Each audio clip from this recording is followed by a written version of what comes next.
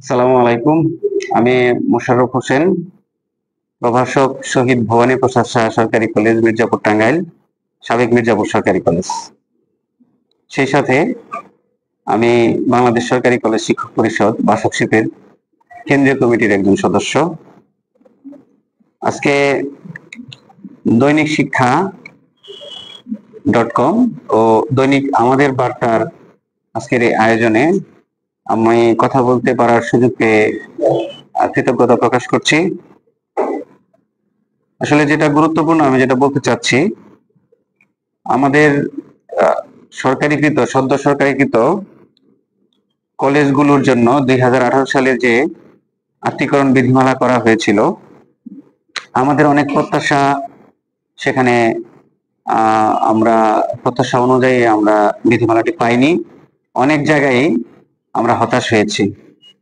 সবচাইতে গুরুত্বপূর্ণ যে বিষয়টা আমার কাছে মনে হচ্ছে সেটা হচ্ছে যে 2018 বিধিমালার পূর্বের যতগুলো বিধিমালা ছিল, সব বিধিমালাতেই শিক্ষকদেরকে শিক্ষা ক্যাডারে আত্মীকরণ করা হতো। কিন্তু আমাদের 2018 বিধিমালার আওতাভুক্ত আমাদের 3 শতাধিক কলেজ যখন সরকারিকরণ করা হয়, শিক্ষকদেরকে আত্মীকরণ করা হয়, তার পূর্বে সম্মানিত শিক্ষা ক্যাডারের শিক্ষকগণের আন্দোলন, দাবি দেওয়ার পরিপ্রেক্ষিতে আমাদেরকে নন ক্যাডার করা হয়েছে। আমার মূল্যায়ন হচ্ছে যে একটা শিক্ষা প্রতিষ্ঠানে দুই ধরনের শিক্ষক কিভাবে একসাথে কাজ করবে।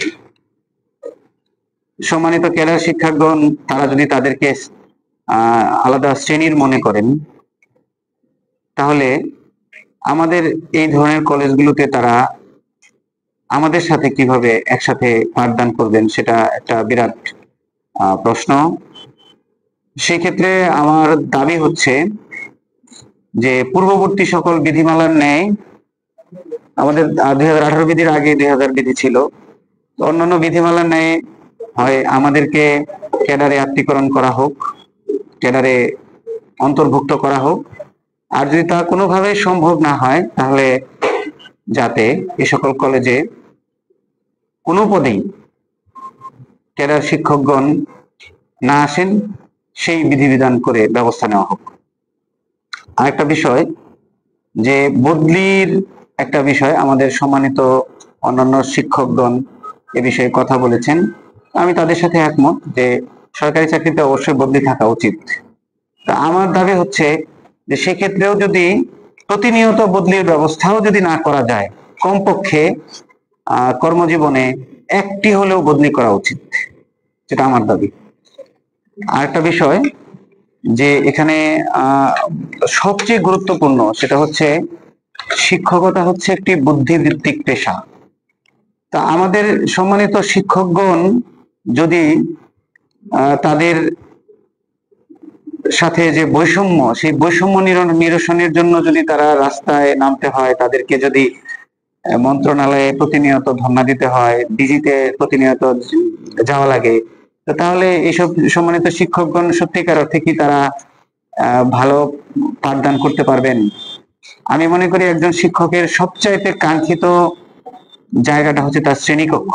তিনি শ্রেণীকক্ষে শিক্ষার্থীদের সাথে তার মনের মাধুরী মিশিয়ে ক্লাস নেবেন, শিক্ষার্থীরা শিক্ষকদের কাছ থেকে সর্বোচ্চ মানের লেকচার শুনবেন।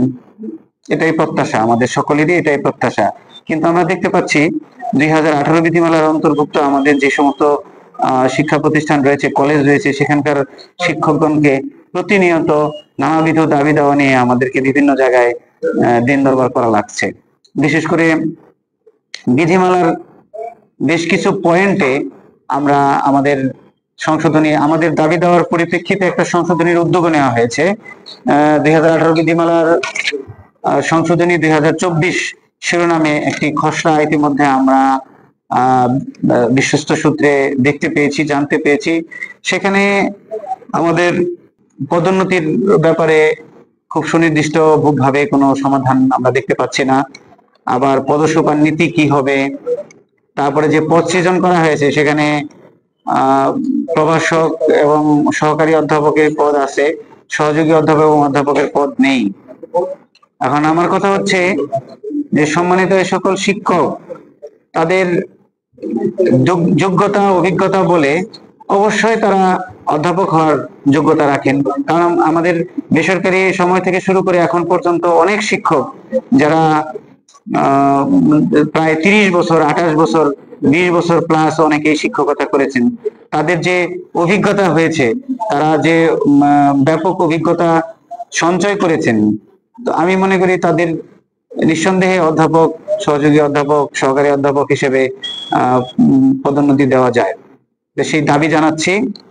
সর্বোপরি আমি বিনীতভাবে যথাযথ কর্তৃপক্ষের কাছে অনুরোধ জানাচ্ছি যে আর যেন আমাদের শিক্ষকদেরকে, আতিকৃত শিক্ষকদের বিশেষ করে যেন আমাদের যে ন্যায্য অধিকার, সেই অধিকারের জন্য আর যেন দৌড়ঝাঁপ না করতে হয়, কোনো অবস্থাতেই যেন কোনো ধরনের বৈষম্যের শিকার আমরা না হই।